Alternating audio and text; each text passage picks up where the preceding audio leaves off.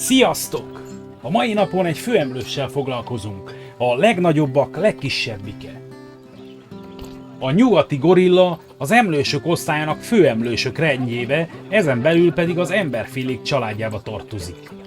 Ennek két súlyosan veszélyeztetett alfaja van. Az egyik alfaja a nyugati síkvidéki gorilla, jelen videónk sztárja, tudományos nevén gorilla. A másik pedig a Cross folyói gorilla, a gorilla dieli. Habár mindkét alfaj természetvédelmi besorolása súlyosan veszélyeztetett, a videónkban megjelenő alfaj, a nyugati síkvidéki gorilla egy kicsit jobb helyzetben van a másik alfajhoz képest. A Cross folyói gorillát Paul Machin német zoológus írta le 1904-ben, ez a legnyugatabbra és egyben a legészakabbra élő gorillafaj. A Cross folyó környékén hegyi és dombsági erdőkben él Kamerun és Nigéria közti határvonalon. Ott is csak 250-300 egyede. A nyugati síkvidéki gorillát 1847-ben írta le Thomas Stoughton Savage amerikai protestáns pap, misszionárius, orvos és természettudós. Ennek élő populációja 95 000 egyed körül van. Elterjedési területek Közép-Afrika, Angola, Kamerun, a Közép-Afrikai Köztársaság, a Kongói Köztársaság, a Kongói Demokratikus Köztársaság, Egyenlítői Guinea és Gabon hegyvidéki, elsődleges és másodlagos erdői és mocsarai, 1300 méter tengerszint feletti magasságig. A két gorillafaj, a keleti és a nyugati gorilla összesen 4 alfaja közül ez a legkisebb alfaj. Állatkertekben főleg ezt a fajt tartják. A kevés kivétel közé tartozik a belga antwerpeni állatkertben élő egyetlen nőstény keleti síkvidéki gorilla, Amahoro, és néhány hegyi gorilla a Kongói Demokratikus Köztársaság állatkertjeiből.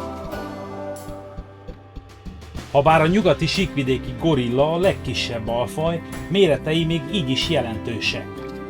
Egy hím két lábra állva elérheti a 180 cm magasságot és akár a 270 kg-ot is. Habár átlagosan csak 140 kg körül van a súlyuk és kb. 160 cm magasak, míg a nőstények általában 90 kilósak, 150 centis magassággal. Nincs farkuk, bőrük fekete, szőrzetük fekete vagy barna. Szőrük az arcon, füleken, kezeken és lábakon kívül az egész testüket beborítja.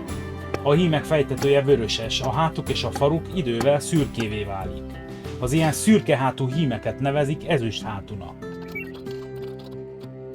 Orruk rövid, az orrjukak nagyok, szemeik és füleik kicsik. Állkapcsuk széles és erős, nagy őrlőfogaik vannak, a hímeknek pedig nagy szemfogaik is. Családi csoportokban élnek, amelyeket ezüsthátú hímek vezetnek és háremet tartanak. Egy-egy család területe átlagosan 8 és 45 négyzetkilométer között van, attól függően, hogy mekkora a táplálék felhozatal. A hárem exkluzív, de a területeik néha átfedésben vannak. A családoknak vannak kedvenc helyeik, de ezt változtathatják attól függően, hogy épp hol találnak több élelmet és érett gyümölcsöket. Minél nagyobb egy család, annál nagyobb területet jár be naponta. A nyugati síkvidéki gorilla neve ellenére nem csak síkvidéki mocsaras területeken, elsődleges és másodlagos erdőkben él, hanem hegyvidéki erdőkben is. Gyakran áll két lábra, de 4 lábon sétál, görnyetten, összegömbölyített kézzel, a talajt a csuklójuk éri. Az e fajta járás hosszú karokat igényel, emiatt a gorilla kézfelsztávolsága nagyobb, mint a 2 lábon álló magassága. A gorilla családokat egy vagy több felnőtt hím vezeti, vagyis olyan csoportokban, ahol 2 ezüsthátú van, ez általában apát és fiát fedi. A legtöbb esetben viszont egyetlen ezüsthátú hím van, ez a családfő. A fiatal hímek elhagyják a családot ivarérettségük idején. Mondhatni, gorilla létükre kirepülnek a családi fészekből. Ilyenkor vagy egyedül barangolnak, vagy többet magukkal, néhány évig amolyan legény életmódban. A nőstények is elhagyják a családot, amikor felnőnek, de mindig egy másik hárem tagjai lesznek. Általában az összes gorilla alfaj közül a nyugati síkvidéki gorilla családok a legkisebbek. Egy ilyen gorilla család általában 4 és 8 egyed közötti, egy ezüsthátúval és 3 háremhölgyével, azon kívül azok kölykeivel, de a tehetősebb ezüsthátúak háremje jobban felduzzadhat, amikor más családból származó fiatal menyecskék is csatlakoznak. Mint az állatvilágban gyakori, néha kihívják az épp aktuális ezüsthátút egy-egy csetepatéra, hogy elagyabudjálják és átvegyék a helyét. Ilyenkor 2 lábra állva veregetik a mellkasukat, üvöltöznek, tárgyakat dobálnak egymás felé és támadják egymást. Ilyenkor kong a mellkas. Ettől függetlenül alapjában véve a gorillák nyugodt állatok. Csak akkor lesznek agresszívak, ha megzavarják őket. A fiatalok sokat játszanak egymással, fára másznak, kergetőznek és hintáznak. Táplálékuk növényszárak és levelek, gyökerek, hajtások, fakéreg, gyümölcsök és termeszek, amelyeket növények szárával vagy ágakkal csalogatnak terítékre. Táplálékkereséssel naponta 3-5 kilométeres távolságot is megtesznek, és ilyenkor akár 15 méter magasra is felmásznak. Az általuk fogyasztott táplálék 3 kategóriába sorolható. Van az alapélelmiszer, amit napi vagy heti rendszerességgel fogyasztanak, van a szezonális élelmiszer, amit akkor fogyasztanak, amikor van, és van a tartalék élelmiszer kategória, amit olyankor fogyasztanak, amikor kevés a szezonális táplálék. Gyümölcs szezonban hajlamosabbak több gyümölcsöt enni, mint lotbokat. A magas cukor- és rosttartalmú gyümölcsöket szeretik a legjobban. Az ezüsthátú csoportos tevékenységeket szervez, például együtt ebédel a család, együtt készítik el az ágokon az éjszakai szállásukat, gallyakból és levelekből, együtt kirándulnak.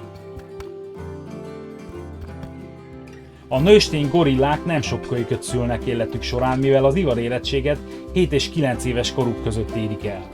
A terhesség 9 hónapig tart, és külsőben nem észlelhető a jele, legalábbis ember számára. 9 hónap után egyetlen kis gorilla születik, a szülei méretéhez képest picike, 1,8 kg-os súlya van, és az anyja szőrébe kapaszkodik. 4 hónapos korában átül az anyja hátára, és akár 2-3 éves koráig ott utazhat. A teljes függetlenedés 5 éves korban történik. Ebben az időszakban az életben maradása az anyjától függ. Megfigyelték, hogy a frissen ivaréretté vált nőstények nagyobb gyakorisággal szülnek nőstényt, mint az idősebbek, amelyek inkább hímet szülnek.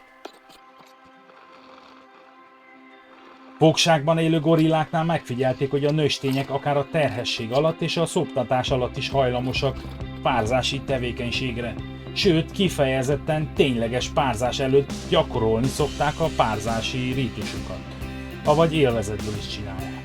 Azt is megfigyelték, hogy ezzel növelik saját szaporodási sikerüket, és csökkentik más nőstények sikerét. Ugyanakkor sajnos néha nem saját utódjukkal az ezüsthátúak nagyon mostohán tudnak bánni. Sok esetben figyelték meg, amint gorillák szerszámokat használtak, sőt kifejezetten tervezetten használtak egy-egy botot termeszbegyűjtésre. Olyan szinten, hogy addig mérték és törtek le belőle, amíg az megfelelő hosszúságú volt. Láttak már gorillát, amint bot segítségével a víz mélységét mérte, és olyan eset is volt, amikor gorillák vödröt használtak a víz begyűjtésére. Az állatkertekben pedig spontán használtak tárgyakat az iváshoz. Magas szintű intelligenciájuk mellett tesz tanúságot az is, hogy képesek megtanulni egy egyszerű jelbeszédet. 1971. július 4-én elkezdtek egy kísérletet egy San Franciscói állatkertben született Coco nevű gorillával, amelyben jelnyelven tanítottak meg neki először 3 szót, étel, ital és mély, és a végére Coco már több mint 1000 jelet is megtanult, és 8 szót is képes volt összekötni. Na ki a király? Sanyi! Afrikában illegálisan vadásznak a gorillákra, a bőrükért és a húsukért, és állatkerteknek fogják be őket. Ez nagyban hozzájárul a nyugati síkvidéki gorilla veszélyeztetett státuszához. Nyugat-Afrikában kártevőnek is tekintik őket, mivel nem veszik figyelembe, hogy egy ültetvény emberi tulajdonban van, és így onnan is táplálkoznak. Az élőhelyeiket tönkreteszi a fakitermelés is, habár ez néha pozitívan is hathat rájuk nézve, mivel a kivágott fák helyett tápláléknak számító lágyszárú növények nőhetnek. Ettől függetlenül az ökoszisztémát nagyon károsítják. Az ebola járványok is nagy pusztítást végezhetnek közöttük. Például egy 2004-ben kitört ebola járvány szó szerint fordított tizedelést vitt véghez a kongói Lokóé erdőbeli populációnál. Azaz 377 egyedből 38 maradt életben. Hajlamosak a stresszre, amely ugyanúgy negatívan érinti őket, mint más állatok. Mivel a szervezet a stressz hatására túlélési üzemmódba vált, így a szaporodás háttérbe kerül. Magszóró állatként pusztulásuk a teljes ökoszisztémára nagy kihatással lenne. A gorillák sok zoonózis betegséggel hozhatók kapcsolatba, vagyis olyan betegségekkel, amelyek terjedhetnek állatokról emberekre, illetve visszafele is. Ilyen például a HIV/AIDS vírus, az imént említett ebola vagy a malária. Ugyanakkor a fogságban élő gorilláknál figyeltek meg szívbetegségeket is, amit vadon élő gorilláknál nem észleltek, mivel a vadon élők gyógynövényeket is fogyasztanak, mint például a gyömbérfélék családjába tartozó malagéta borsó. Legyen mára ennyi a legnagyobbak legkisebbikéről, a nyugati síkvidéki gorilláról. Ne felejtsd el megnyomni a lájkot, és ha teheted, írd meg kommentben a véleményed, vagy akár további érdekességeket ezekről az emberszabásúakról. Ne felejts el csatlakozni hozzánk a Discordon, ahol fotókat és információkat osztunk meg egymással, úgy a Planet Zoo-val kapcsolatban, mint a nagy állatvilágból.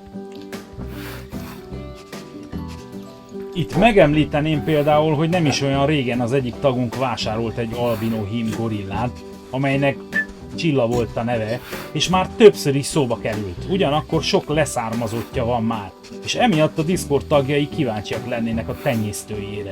Úgyhogy bárki is vagy, csatlakozz! Köszönöm, hogy megnézted! Legyen szép napod!